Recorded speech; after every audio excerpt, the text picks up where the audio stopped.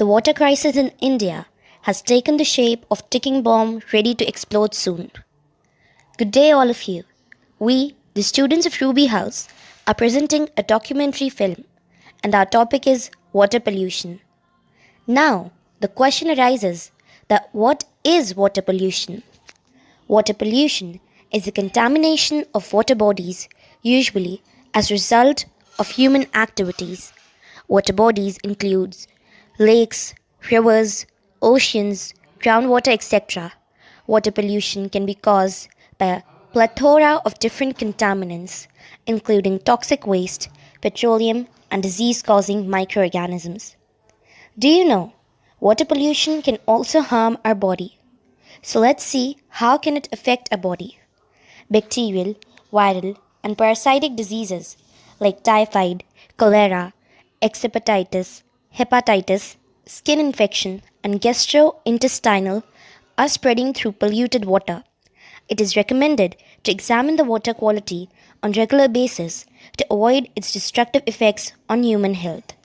So, now let us see some more things about water pollution. You know, the river Yamuna, the largest tributary of the river Ganga, flows through the National Capital Territory NCT of Delhi and is considered to be the most populated river in the world. And also, tiny insects from drying Yamuna River, into which the city pours its sewage, crawl into the Taj Mahal, their excrement further staining the marble. So, because pollution of river Yamuna, monuments like Taj Mahal is also getting stain on its marble. Now, let's see that how river Yamuna is getting polluted. Yamuna is getting polluted by the garbage which people like us are only throwing, and those plastics are then mixing with the river water and creating a very dangerous chemical. That chemical then go through the aquatic animals. Because of that, they get died, and industries and factories in Agra also releases its waste to rivers through pipes, and that waste is chemical only from different things like oil and kerosene industry, textile industry, etc.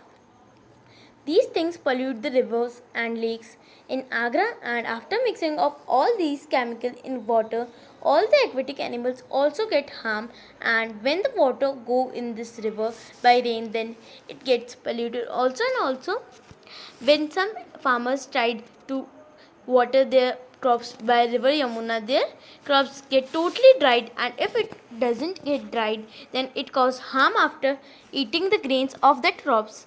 So now let us see how we can control this water pollution. Reduce, reuse, recycle plastic.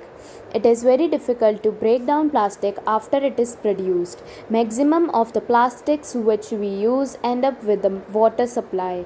Whenever we buy something that is not recyclable, such that of plastic, it is better to reuse items as much as possible. The habit limits our consumption and means less of those products and will end up in the world's rivers, lakes, and oceans. And we should also recycle these plastics as much as possible. Oil and toxic chemical. While there is nothing wrong with consuming oil in our food or applying them on our body, but we should avoid throwing it in sink, as fat and grease in it would block the pipes and the water will not be able to pass through. It is better to dispose of oil in the garbage or collect all our excess oil in one bottle and throw that away. Similar to oil, cleaning chemicals are dangerous when they enter the water supply. If we are emptying containers of household cleaning supplies, throw it in dustbin. Also, the toxic chemicals like ammonia, bleach, paint, and many other chemicals are becoming a severe problem, and if they are dumped in the rivers, oceans, they will become totally chemicalized. Therefore, proper disposal of these is important.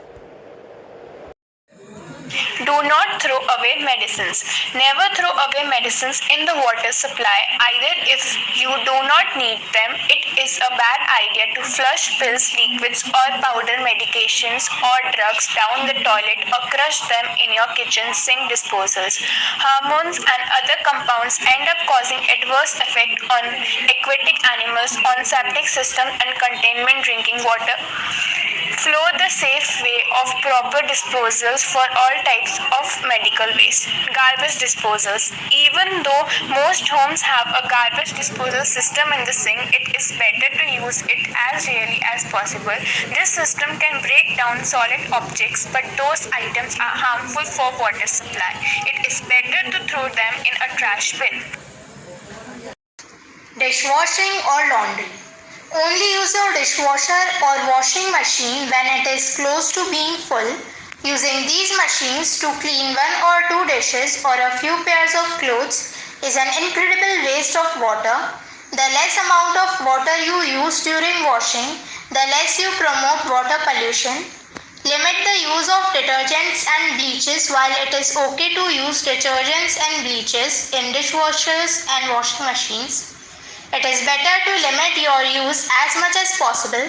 Do not put 2 cups of bleach in your washing machine when the instructions only call for half cup.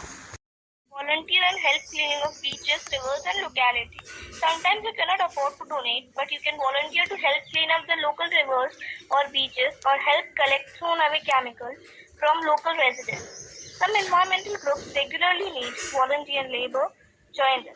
Stop chemical pollution. If you notice someone throwing chemicals into the water or hear about such an incident, talk to your local water authorities about the matter. Tell them what you saw or know and implore them to take action. If you stay quiet, you are letting the problem get worse. Conserve soil. When chemicals get into the soil, they spread through the water because of the topsoil getting carried by the falling rain. This is normal, but if the soil is exposed to excess phosphates or harmful substances, it can cause serious damage to the ground. Contrast banks right in front of waterways so that you can stop the soil's movement. Gardening. Well, everyone wants a nice garden in their home. It is incredible how much water we waste during that process. Install a rainwater harvesting pit in your home because it can catch rainfall throughout the year and allow us to use that for watering plants. Avoid pesticides. If we need to overhaul our garden, attempt to do so without using any herbicides or pesticides. These are very harmful to the environment. Talk to landscaping companies in your area about environmentally friendly replacements for these products. Now let us see some schemes about water pollution which government had organized to control it. The Water Prevention and Control of Pollution Act 1974 is the first enactment by the Parliament in this direction. This is also the first specific and comprehensive legislation for controlling water pollution.